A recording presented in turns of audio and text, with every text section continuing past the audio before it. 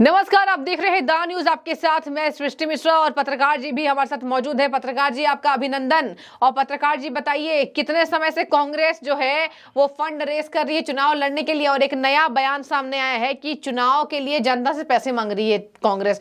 कितनी सच्चाई है और कितनी प्राथमिकता आप इस खबर को देंगे? मैं अजय पत्रकार। नमस्कार दोस्तों, मैं आपको सिलसिलेवार बतला रहा हूँ इसमें कहानी क्या है। आपको बता रहे हैं कांग्रेस में कई खूबियां रही हैं, खास तौर से नेहरू परिवार में भी एक खूबी रही है, रेस के घोड़े के साथ रहना, उसके ऊपर हाथ रख देना। नेहरू परिवार ने क्या किया, महात्मा गांधी को पकड़ा और उनके जरिए यहां तक आ गए। दूसरी बात, आर्थिक रूप से आर्थिक धनाढ्य लोगों को पहचानने की अगर हिंदुस्तान में किसी में कुव्वत थी तो सिर्फ वो नेहरू परिवार में, राहुल गांधी के परिवार में। जॉर्ज सोरेस किसका खास है, सबसे ज्यादा कौन मानता है? राहुल गांधी को मानता है। धीरज साहू सबसे ज्यादा किसके खास था? राहुल गांधी और कांग्रेस। जी बिल्कुल। बड़े बड़े पूंजी, इंदिरा जी इस बात को समझती थी और बहुत अच्छी तरह से समझती थी। स्वराज पाल का नाम का एक एनआरआई जो बहुत अधिक पैसे वाला था, अमेरिका तमाम कंट्रियों में था, इंदिरा जी उसके स्वागत के लिए गई थी, एयरपोर्ट में रिसीव करने गई थी। वो जब हिंदुस्तान में आया तो बार बार उसके साथ रही पैसे के लिए। अब आपको बता रहा है, कांग्रेस का मानना पड़ेगा कि कांग्रेस में लोग मेहनती और बुद्धिजीवी हैं और दिमागी हैं। कांग्रेस ने देखा कि उनकी देनदारियां इस समय बढ़ गई हैं, एक कायक रिसीविंग कम हो गई। ये कांग्रेस के लिए शायद इतिहास का सबसे ज्यादा आर्थिक रूप पे भुक्कड़ी का वक्त आ गया है।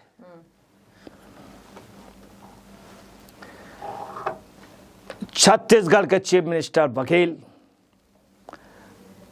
बहुत बड़ा उन्होंने, वहां दो लोग मशहूर थे, एक चावल वाला बाबा जो रमन सिंह था और दूसरा सट्टा वाला बाबा बघेल। बघेल ने अच्छा वहां से सोर्स से लिया, सट्टे में अच्छा किया, कांग्रेस को मजबूत किया, पार्टी को हाईकमान से डायरेक्ट संबंध था। 2.5 साल उसको सरकार चलानी थी, इसलिए बनाया गया क्योंकि उसने ऊपर सब मैनेज कर लिया था और सारा पैसा टीएस सिंहदेव जैसा योग्य व्यक्ति और एक अयोग्य चीफ मिनिस्टर बना रहा। उसके बाद क्या हुआ, राजस्थान में कुछ भी हो, गहलोत ने पेपर लीक घोटाले, तमाम उस पे तमाम जगह उनके लड़के का व्यापार, कहीं फॉरेन में टैक्सियाँ अवेलेबल करा रहा, कहीं कुछ।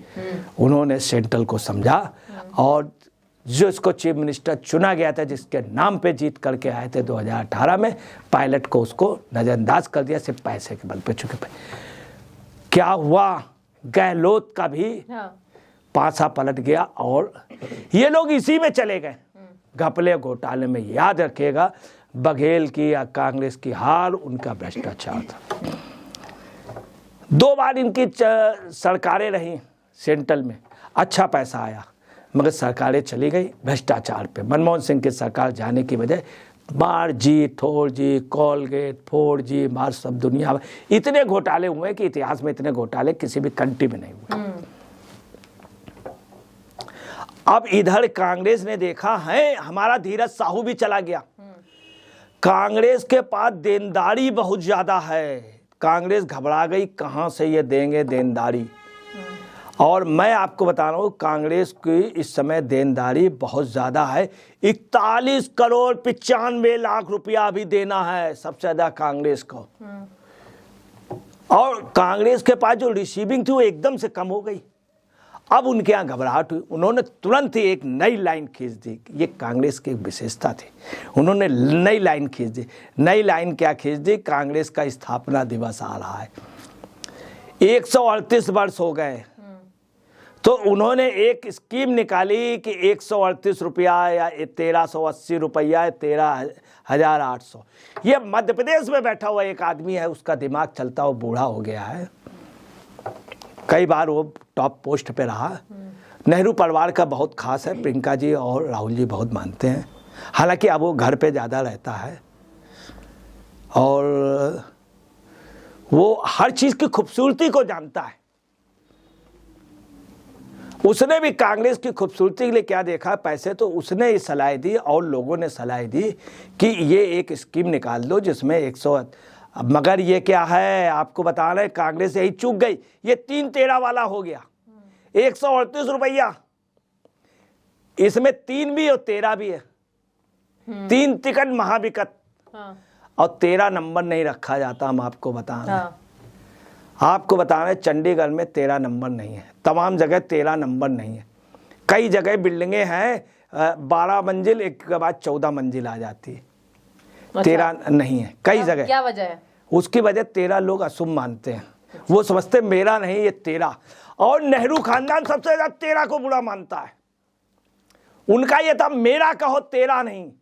कांग्रेस का जिस समय नामकरण होना था उस समय कांग्रेस के नेताओं ने कहा था ये कह दें सब कुछ 13, मेरा कुछ नहीं।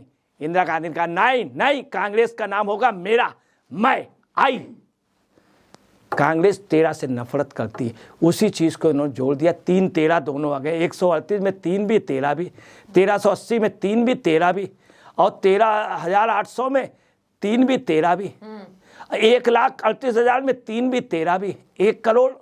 हालांकि पैसा आएगा उसमें जो 1,38,00,000 ऐसे लोग देंगे, उन्हीं की वैल्यू होगी, उन्हीं से फोन में धन्यवाद बोला जाएगा, उन्हीं के यहाँ चाय पानी नाश्ता पिया जाएगा। ठीक है, तो अब आपको बता रहे 3-13 इन्होंने। दूसरी आपको बता रहे इससे क्या है, वास्तव में इन्होंने देखा कि अब लोग पैसा देंगे नहीं। अब मैं आपको बता दूं क्या पोजीशन क्या है। ये बहुत पहले महात्मा गांधी ने बहुत पहले एक स्कीम निकाली थी, और वो निकाली थी भारतीय नागरिक, वो उन्होंने एक स्कीम निकाली, उसमें ये सिस्टम रखा कि स्वराज फंड, तिलक स्वराज फंड, तिलक के नाम पे, मगर तिलक की नीतियों पे कांग्रेस नहीं चली। ये देश तिलक ने कराया है आजाद, न कि नेहरू जी ने। उन्होंने स्वराज नारा दिया, उनके बनाए हुए वो हैं तमाम कार्यालय, उनके बनाए हुए तिलक हाल कई हैं, कानपुर तमाम जगह जो कांग्रेस के आज भी दफ्तर मौजूद है, खड़े हैं, वो तिलक द्वारा बनवाए हुए हैं। ठीक है, तिलक के नाम को और टैगोर के नाम को गांधी जी ने और नेहरू जी ने चुरा दिया। उसमें क्या हुआ कि तिलक स्वराज फंड के नाम से पैसा मांगा गया, और उसमें काफी पैसा, मैं आपको बता रहा हूं, सुन लीजिए। कांग्रेस में क्या हुआ, जब ये पैसा काफी इकट्ठा हो गया कांग्रेस के, उसमें कार्यकर्ता से चमन्नी अठन्नी 1 रुपया लेते थे। जब पैसा इकट्ठा हो गया, उस पैसे का एक ऐसे व्यक्ति ने जो लगातार राज कर रहा है, राहुल फैमिली से रिलेटेड था, नेहरू जी, पैसा गायब हो गया। गांधी जी को बहुत बुरा लगा, गांधी जी ने पूछा सबको। उसके बाद गांधी जी ने उपवास किया कि चंदे का पैसा कहां चला गया। हिंदुस्तान में सबसे पहले चंदे का पैसा, बाद में जब गांधी जी ने वो किया, गांधी जी चुप हो गए। लोगों ने इशारा कर दिया कि नेहरू जी का, ठीक है, चूंकि नेहरू जी एक कमजोरी और मजबूरी दोनों थे। अब आपको बताना है, फंड जो था कांग्रेस ने कभी नहीं मांगा है, चूंकि राजीव गांधी ने आकर के क्या किया कि फंड को क्या किया, उसमें दलाली में बदल दिया। रक्षा सौदे के, बोफोर्स दलाली, इन सब में पैसा लेकर के तो पार्टी का डायरेक्ट हो गया। तो अभी तक जो पार्टियों में फंड आता था वो कैसे आता था, उस कल्चर को बंद कर दिया। उन्होंने जब देखा कम्युनिस्ट कल्चर में पैसा नहीं मांगते, सब कुछ व्यवस्थाएं से चलती, तो उन्होंने क्या किया कि बड़े बड़े सोर्सेज से डायरेक्ट पैसा। अब आपको बताना है, इतना बड़ा धोखा है, कोई पार्टी चमन्नी अठन्नी 1 रुपया नहीं मांगती, उसकी वैल्यू नहीं, हमारे सदस्य बन जाओ और आप पैसा न देना, पैसा कोई लेता नहीं। ये नेता खुद पैसे देते हैं, सभा में, मीटिंग में मिलने जाएंगे, चुपचाप पैसे देंगे, गिफ्ट देंगे, इसके पहले भेज देंगे 500 1000 रुपया। दूसरी बात, टिकट पे पैसा मिलता है यूपी में बाकायदे, तो इनके पास फंड खुद होता है, देता है। ये क्यों मांग रहे हैं? ये मांग इसलिए है, कहना नहीं चाहिए, दिवालिया के कगार पे आ गई है कांग्रेस, ठीक है, दिवालिया के। और इन्होंने क्या कहा है कि विदेशी ना हो, 18 साल से ऊपर ना हो, क्योंकि विदेश से बहुत फंड मिलता है। मैं आपको बता रहा हूँ, जो अमेरिका के सीनेटर थे, अमेरिका की बहुत बड़ी शख्सियत, अक्टूबर 2012 को सीनेटर ने डेनियल पैट्रिक मोयनिहान ने व्यक्तिगत तौर पे, जो अमेरिका के सीनेटर, भारत के राजदूत थे, बहुत बड़ी शख्सियत थे, उनको स्पेशली अपने जर्नल की प्रविष्टियों संग्रह को कलेक्ट करके किताब लिखी, जो किताब सार्वजनिक नीति फेलो स्टीवन और वीजमैन द्वारा संपादित की गई, वर्ल्ड के माने हुए, और पीटरसन इंस्टीट्यूट से। उसमें साफ दिया है कि 1973 से 1975 के बीच में 28 अक्टूबर को और 1974 को अमेरिकी विदेश मंत्री हेनरी किसिंजर और वो इंदिरा गांधी की आपस में बैठक हुई। ये भी थे, इनके प्रधान सचिव पीएन धर जी भी उपस्थित थे। जैसे कि किसिंजर ने कहा, विदेश मंत्री ने, कि मैं आपको पैसा देता हूं, कांग्रेस को मैं मानता हूं। इंदिरा जी ने उस समय पैसा मांगा, फंड मांगा। ये मोयनिहान ने CIA उन्होंने कहा, और CIA ने पुष्टि की थी। तो आप देखिए, इस पार्टी में शुरू से पैसा, विदेश से ही पैसा, अब ये पैसा इस तरह कलेक्ट कर रहे हैं। तो बहुत साफ है कि इसके पीछे बहुत बड़ी रणनीति है और इस पैसे का दुरुपयोग होगा। और ये पैसा मांगा गया है देश के नाम पे, इस पे तुरंत एक्शन होना चाहिए। देश के नाम पे पैसा मांग के आप कांग्रेस पार्टी के लिए यूज करेंगे, ये देश के साथ एक फ्रॉड है, देश के साथ फ्रॉड है। ठीक है। तो देखिए यहाँ पर ये क्या है, फंड के पीछे का तथ्य कहीं ना कहीं धीरे धीरे करके और बड़े खुलासे होने वाले हैं। वैसे पत्रकार जी ने इतिहास पूरा बताकर रख दिया। आपकी जो भी राय हो आप जरूर कमेंट करें। बहुत शुक्रिया आपका द न्यूज़ से जुड़ने के लिए।